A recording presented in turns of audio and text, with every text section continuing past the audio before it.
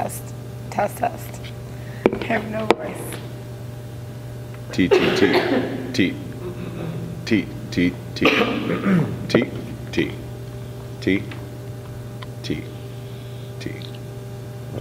We're live. Oh. Well. Industry Athletics episode number 4. Welcome. Today we were talking about programming. Nicole, you got to say it too. Programming? All right. Programming, the challenges it brings, how we do it in industry athletics, and everything in between, because we get this question a lot. Yeah, first off, what is programming? Well, we are going to describe and talk about programming, how we do it for a group setting. But I think programming in general makes the big distinction of you either have an individual athlete or a group, and you're trying to elevate their fitness. All right, so goal of program is to increase someone's work capacity over broad time and modal domains. So, all right, increase. Pretty sure you've given that definition every podcast. I just want people to understand what we're doing here. Important things. Cool. All right, so if we're trying to increase someone's broad time and modal domains, what makes you think that you're in any kind of position to be able to do that? That's a good question. And sometimes, if I can be completely honest, I wonder that myself, and now I rely back on my experience. 9 to 10 years of, almost 10 years coming up, 2019, of programming for a group setting. And in the beginning, when I look back at what I did year one, it was way different than what I did now. So it was, it's a lot of experimenting. And I think that's what it is from all programmers. A lot of science behind it too, but I think anyone would be lying if they didn't say it was a lot of experimenting, looking at results, going back and looking at what you did previously. I think that's a really good point. I just listened to a really high-level programmer for some games athletes, and I think he just talked about that he was terrified the first time he worked with a high-level games athlete because he was afraid that he was going to ruin him. And it was funny, his wife was like, well, if you ruin him, then, go spend 2 or 3 months with him, take his money, and then we'll just move out of the country. That was the behind the scenes story. I'm sure Geo doesn't get to that level of fear, but no, are you ever nervous when programming? Very, yeah. Less now, but taking it back to when we started, first gym was in San Diego in 2009. And I would do a week, and then my business partner would do a week. We kind of go back and forth. So CrossFit was just starting, so it was like, grace, all you need is grace. 30 clean and jerks. We're going to fill the rest of the hour. And I distinctly remember a lesson where this guy, and he was kind of a friend of both of ours, Ian, who I own the gym with. And I forget the guy's name. Him and his wife came in and trying to, make them fall in love with this CrossFit thing, right? They're doing something else for fitness. And Grace's program. And I'm a little bit apprehensive. It's just 30 clean and jerks for time. We have a full hour. They're coming in. It's noon. It's a beautiful day out in San Diego. And, I want to give them more.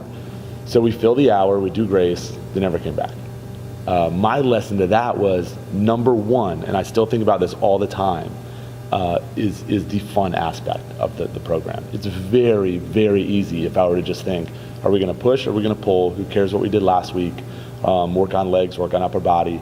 Rotate things, and don't worry about AMREP, schemes, rest, all that stuff. It'd be very, very easy to do just kind of a bland program. Yeah, and I 100% completely agree. I was going to say something and just lost my train of thought completely.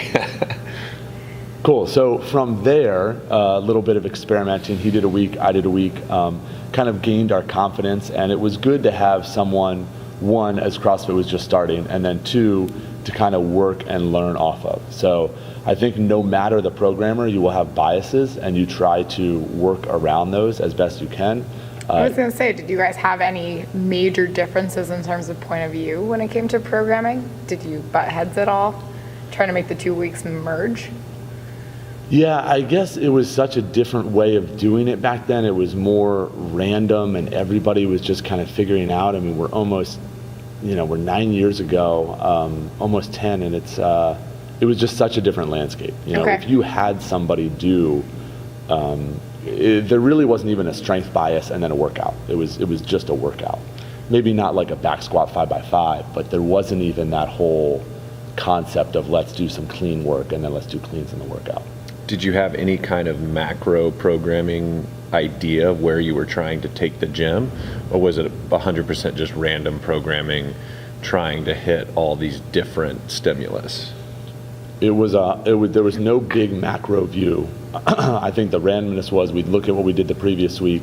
Maybe there'd be a few things we'd be working on, but it would be more about the movements. You know, can we incorporate overhead squats because we haven't done them in a while? Can we incorporate deadlifts because we haven't done them? But there was no strength kind of progression. And I think that started to come out, if you guys remember Outlaw, when that started to get a little bit big, kind of this competitive thing of people were in the gym and they'd do their workout and they'd go on their way, and then Outlaw came through and it was like, whoa, you can spend 2 hours in the gym and you can work on Ollie and you can pause in positions and look how much stronger. Volume came in strong, and that kind of changed my thinking and my programming. But people knew in the gym if it was my week or Ian's week, for sure. Yeah. For sure. Just based off biases. Oh, I was going to say, did you tell them? Like, oh, you don't like the workout, it's my buddy's week. Yeah. We joke around about that a little bit, but yeah, it was more so he was a strength bias athlete. I was a little more endurance bias. So it made for a good balance where he would push a lot more on the load. I would push a lot more on the distance on my week. Did you guys start to evolve that program once you started seeing the Outlaw volume come up? Is that when you started changing and doing a little bit of strength bias work and a Metcon in the same day? I think so. I think it was very basic, though. If I can remember back, maybe it's, back squat, 5 sets of 3, same way to cross, work up and load. I don't even know if we had that, and then you'd have a little 10-minute finisher at the end. But yeah, I think that was the big antithesis of the change in CrossFit for gyms, I think. And then now programming for not only industry athletics, but for CrossFit Cove. How many other places do you program for? Just those two. Yeah. And individual programming for a couple of different people. Would you say that you feel comfortable in where you are as a programmer? Are you still trying to change things up, learn new things every day? Yeah. I don't know if it's a cliche answer, but I hope who's ever programming never feels totally comfortable and confident. Like always trying to learn, always trying to grab new things from different people, new schemes. Love that you guys are involved now, so get your opinions to try to call me on my biases. And yeah, constantly thinking about how we can improve the athletes, improve the gym, and get people more fit is the main goal. All the while having some fun. Fun. I hope people take that away. Like I sit down every week, if I'll go into, just give myself a little feeder question here, kind of the process behind it. So it's done in a weekly basis. Dave, Nicole, and I'll sit down and we'll kind of figure out maybe where we want to go for the next 8 weeks, 10-week block. We'll think about a movement or two. So we're coming off our deadlift and pressing cycle, handstand push-up or push-up, and we're going to go into just a front squat cycle. We've been going heavy with the gymnastics. We're going to take a break with that, just have one movement, really try to work on that, and then maybe we'll evolve into an Ollie lift after this. So that big kind of macro picture, I love having you guys to kind of float off of and work around. And then it's done on a weekly basis. So I'll sit down towards the end of the week, Thursday or Friday. I'll look back at the previous week. Where are we in our cycle? I'll start to build those big blocks first. We're working on this on Monday or this on Wednesday. And then I'll start to look back at the previous week as far as, did we go long? Did we go heavy? Did we miss an overhead squat? Do we need to pull heavy off the ground? And then I'll start to piece things together. From there, it is a huge thing of, scheme-wise, does this look like it would be fun, exciting? Like I come in, oh, there's this many wall balls, not, oh, every time there's wall balls programmed, there seems to be just 50, sometimes there's 15. How do we incorporate the rest? Do we do burpees twice last week? Can we do it 0 times this week? All that type of stuff. And as you guys know, just kind of this big puzzle. So you typically program 1 week at a time, or do you try to, as you're doing one, start to look at the next? I have tried to program out more, and we want to do that now that we have some individual athletes that want extra programming. It will really help if we kind of build out a few more weeks. It's just it's been challenging for me to go too far outside of a week. I've heard of some gyms that do like 3-month blocks, and it's just like goes. But a great example is last night. The workout comes up. I'm looking at it at 8. If anybody looked at the workout at 8 and then looked at the workout at 8:20, it changed. I'm always trying to think. It's hard when you're sitting there programming and you might think the volume is good enough, and then I'm looking at it last night and I'm like, man, we need another round. It was 3 rounds of the rowing and the push-ups after the 1 rep max deadlift. So threw another round in there, added a little bit more double unders, and hopefully you coached this morning, Dave. 16 minutes, 15 minutes, right around there. I mean, I think I was pushing people to sprint, and so when their push-ups started to fail, I told people to go fast, because what I was trying to do was treat this as what I call a lactic stacking and a lactic flushing workout. So it was, about 13, 14 minutes or so, Cool. But Yeah. could have been a little bit quicker because I told people to immediately drop to their knees when their push-ups started to go, to keep moving fast. Yeah. I like that. So just an example of like how it's always evolving. So I feel like if I get out in that 2-3 week zone, it might not be as fresh, as dialed in as it could be. The other thing, go ahead, Nicole. Oh, I was going to say, I mean, one of the advantages we have with industry athletics is Federal Hill and Harbor East have a lot of space that we can play with. But not every gym is like that, and I know some people struggle with programming movements based on what space is available or how much equipment. Are there any kind of obstacles that come in your way at all with programming? A huge amount of obstacles. Like if I look at, all the online programs, Linchpin, street parking, I think puts some restrictions on it. Like they don't use any crazy equipment. But if you look at Linchpin, his workouts look really fun. He has no parameters.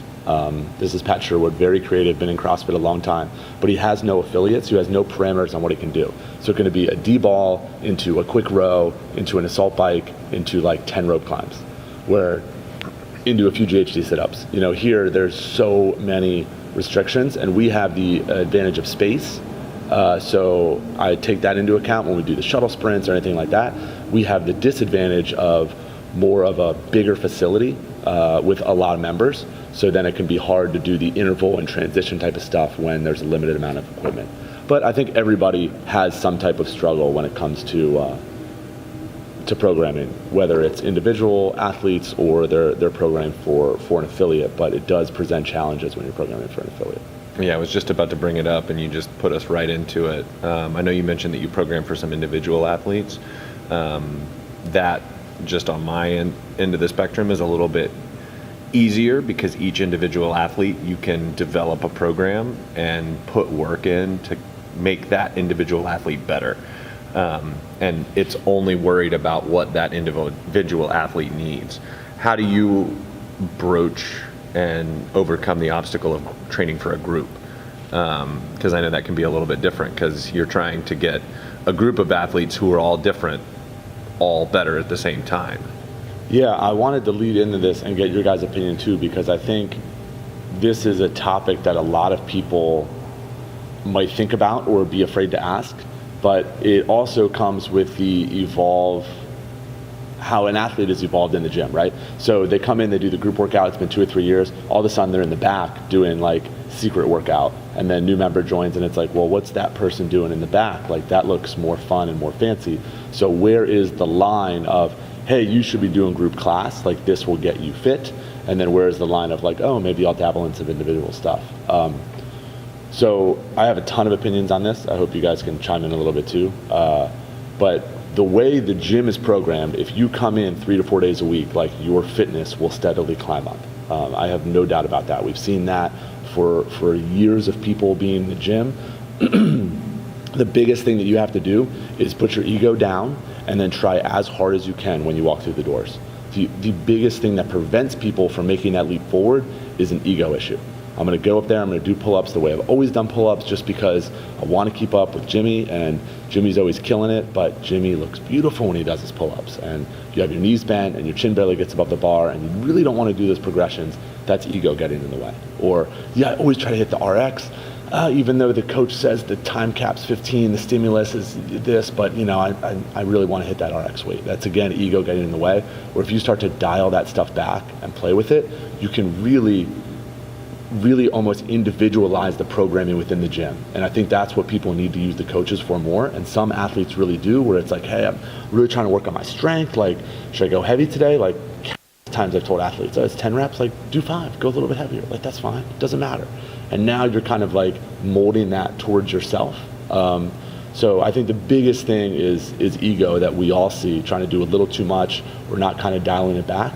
The most successful athletes have just been super humble when they come in, listen to the coaching, really try to like evolve in the right steps and not try to take 20 steps forward before they're ready to take on the volume. So a little bit of a tangent on that aspect. But what do you guys feel about the, like, oh, I've done group class, now I'm gonna go towards the back and kind of do more volume because I need more, or find a new fancy program? I have a few thoughts on it. If it's an individual that's like specifically working on a weakness or it's going to assist them further in the group fitness class, I'm all for it. I know I have a few people in the morning that will specifically come in earlier to use the crossover symmetry in the back, or should do a little bit of extra stabilization work, bulletproof knees, things of that nature that are just going to enhance their performance and range of motion in class. But then there's a few other people that like, they're going out and searching for additional programming. Those athletes, I really want to sit down and be like, why? What are you looking for, or what are your goals? What can we assist you with? Because as coaches, that's what we're here for. We want to assist you. We want to help you get better. Agreed. I like that, Dave. So my biggest thought on it is, I've always heard and I've always found that the program that I can consistently stick to is the program that works. And any coach will tell you that if you jump around programs, you're not going to get better. Because every program nowadays, most programs spend time thinking about the macro plan. Like we talked about, we think about 8-week, 10-week blocks, and we're doing workouts in service of that 8 to 10 week block and getting an athlete better over time. Now, whatever program it might be, Linchpin, Cross or Comp Train, Misfits, all these programs are doing the same thing. We're all running, everything is running in cycles, and if you don't stick to the cycle, you're not gonna get the benefit of the program.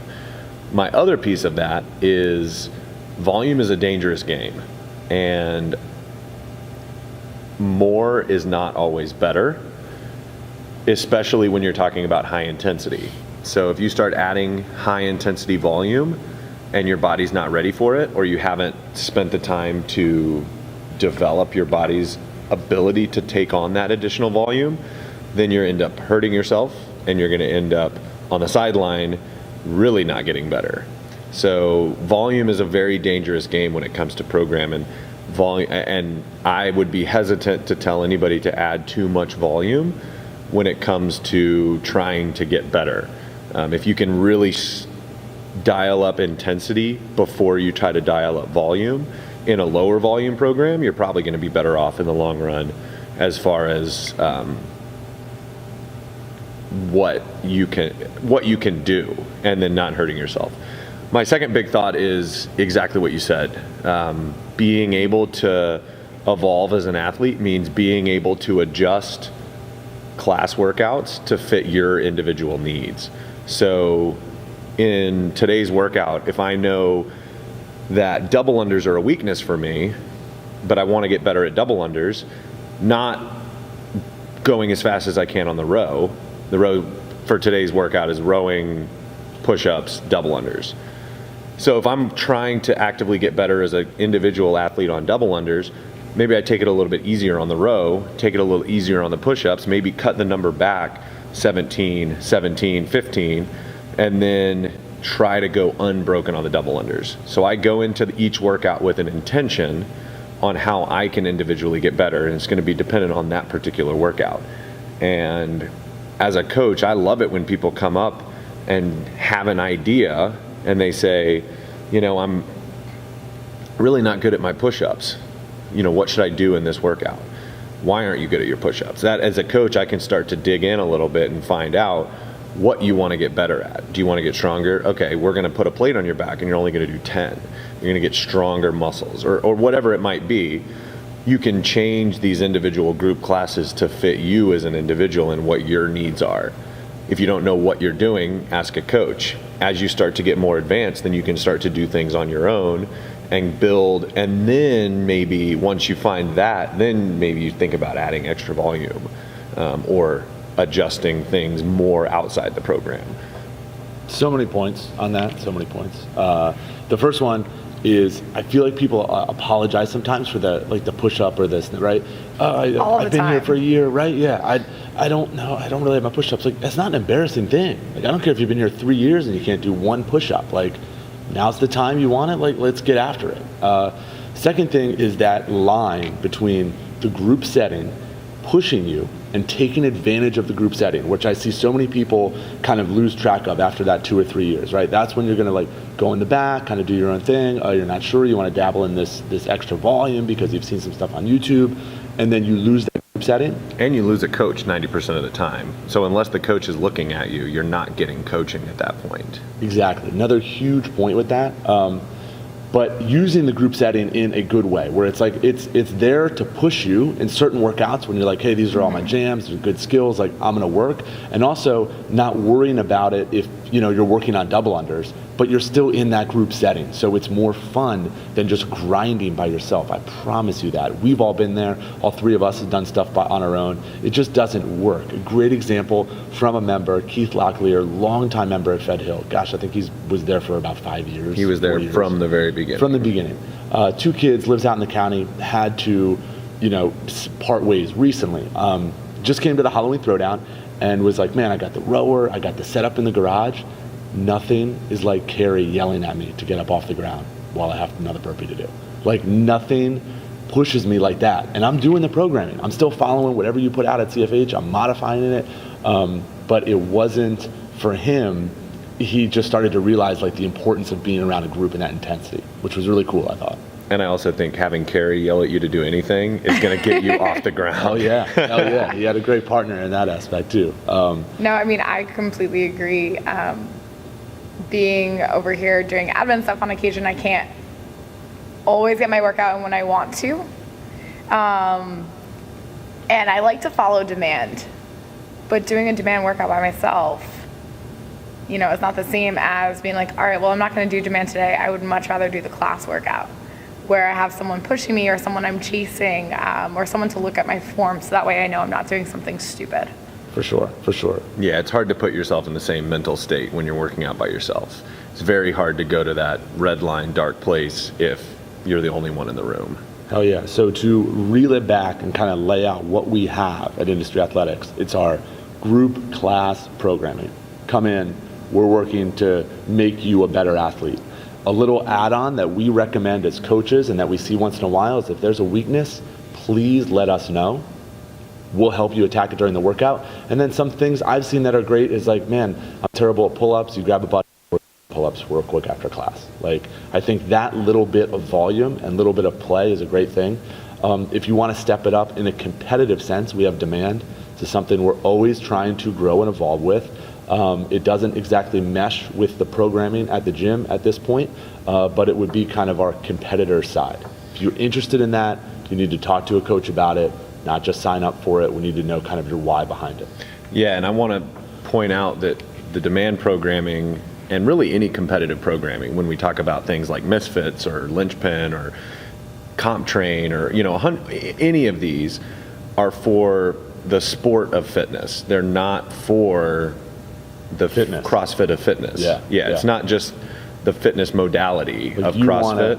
Work capacity, all good, but we want to look better, right? Everybody just wants to look better. Exactly. Come in, do the group class workout. Group class is the fitness aspect of it. Competitive programming is exactly that. It is for an athlete that wants to compete in the sport of CrossFit, which is a very different goal. So if your goal is to compete in the sport of CrossFit, then talk to a coach about additional programming. And don't be offended if the coach says you're not ready yet. And you're going to be better off in a class when you have a coach looking at you. That's part of it, and that's part of the growth. And I promise the coach is not trying to be mean or rude or exclusive, but has your best interest in mind when they think about where you are as an athlete. And they won't just say, no, go do group class. They'll tell you things to work on to get ready for the additional volume and the additional skills that you're going to need to treat CrossFit like a sport. I mean, I think that's the mindset that athletes should have regardless of the topic with a coach, is don't be offended. They're always going to have your best interests at heart. And they know your goals because you've either vocalized that or they've inquired about it. So if your goal is range of motion, they might give you an additional accessory work on the side, or they might suggest an alternative movement. Overhead squats the other day was a great example. I was in Coach Geo's class, and he literally told everyone, like, I am more worried about the overhead position right now, making sure that's correct so our shoulders are safe, rather than how far you get in the overhead squat. So if you weren't quite at full depth, it was okay, because we were more focused on the thoracic spine, the shoulders, things of that nature. Yeah, the separation between sport and fitness. Talk about it a lot, but people just really need to be aware of that. And our last tier that is above demand is our individual programming that a few athletes are on in the gym. Basically, we'll take whatever your goal might be. Maybe it's on the competitive side. Maybe it's like, I just can't get better at gymnastics. And we'll roll you through a program that mixes and melds with everything we're doing in class, but then gives you extra stuff on the side that's kind of tailored to you. One of our higher pricing tiered options, but we have a few people going through it and they've seen a lot of success with it. Yeah, and it's just something that we want to offer people who need or want the additional help, and they don't necessarily want to compete in CrossFit. Some do. Some of the people we program for want to compete in CrossFit. They can't do the demand for whatever reason, but most of the time it's people who have glaring weaknesses that they want to fix. So we're there to fix that athlete, and you may need more work outside of what the class is doing. Yeah, and coming from me, I hope this doesn't sound like, sign up for more stuff, but if you want to get better at something, investing in it is just the fastest way to get there. Even for all of us, we go to Olympic lifting seminars or aerobic capacity seminars. Like, we have aerobic capacity in our dash, we have aerobic capacity on Sundays with you, we have the Olympic lifting going on at both spots. Like, that little bit of that extra work on that thing will just be leaps and bounds in your fitness. And if that's not your goal, if you're just like, hey, I'm here to work out and get a sweat on, which is like, I think 80 to 90% of our members, then awesome. Like, that's why we spend a lot of time putting this comprehensive programming together and really investing in our coaches so they can deliver the best hour of your day. That's going to be my new saying. Dave's like, welcome, the first day of the rest of your life. Mine's going to be welcome to the best hour of your day. I'm trademarking that one. That's trademark. All right. Nicole, we'll get yours soon. It'll just come to you. No It'll pressure. be one of those things that it'll just come. It'll come naturally. Yeah, came naturally for Dave. Cool. Anything else on programming? Did I do a good enough job describing kind of my process behind it, or did I not dig into that? I think so, but I do have a question for you. Yeah. What is your favorite movement to program and your least favorite? My favorite movement to program in regards to I'm looking forward to it, or my favorite movement to program in regards to Let's do the it class? Two sides of it. What do you enjoy coaching the most? And as an athlete, you're like, I know I have to program this, but I'm not looking forward to it. What do I enjoy coaching the most? It's going to be a lift, like a barbell. It's just going to be more technical. You know, I love the gymnastic stuff, but the lifting is, you just are able to make a little bit bigger of an improvement with people in a short amount of time.